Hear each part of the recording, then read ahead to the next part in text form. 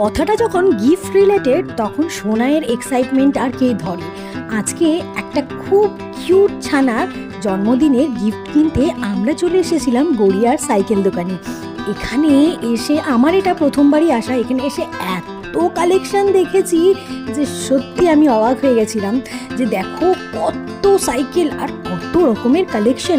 যদিও ছোট্ট ছানাটা এতটাই ছোট, মাত্র 2 বছর, কিউট বেবি, তো ওর জন্য আমরা ট্রাই সাইকেল কিনতে গিয়েছিলাম।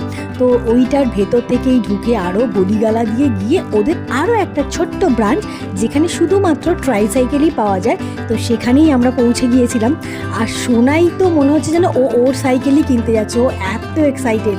আর ওই পুচকুসানাটাকে সোনাই কিন্তু ভীষণ ভালোবাসে, সব সময় ওর কথা বলতেই থাকে। যদিও ওরা এখানে থাকে না, ওরা কর্মসূত্রে বাইরে থাকে, এখানে এসেছে, তাও ও যখনই আসে ওর কিন্তু ভীষণ ভালো লাগে। এই দেখো কথা বলতে বলতে চলেই এসেছি দোকানে।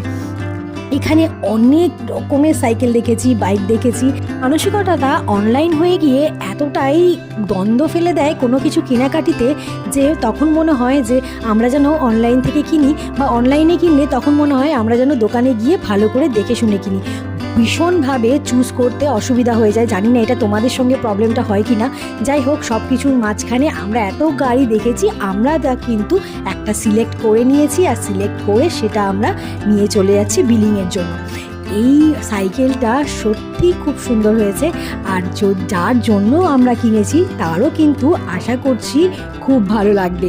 যাই হোক, তোমরা দেখে বলো যে এই সাইকেলটা ওই পুচকুটার জন্য কেমন লাগবে। সোনাই তো খুব আনন্দ পাচ্ছে, ভাবছে যে এই পুচকুটাকে বসিয়ে আমি নিয়ে যাব।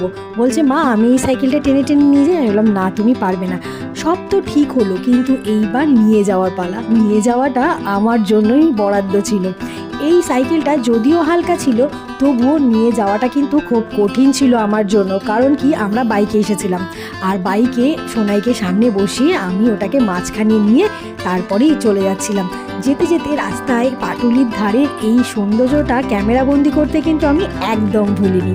চলো বন্ধুরা, তাহলে আজ এই পর্যন্তই। দেখা হচ্ছে অন্য একটি ব্লগে। আমার ভিডিওটা যদি ভালো লাগে লাইক করে দিও একটা, আর এতক্ষণ ধরে আমার ভিডিওটা দেখার জন্য অনেক অনেক ধন্যবাদ।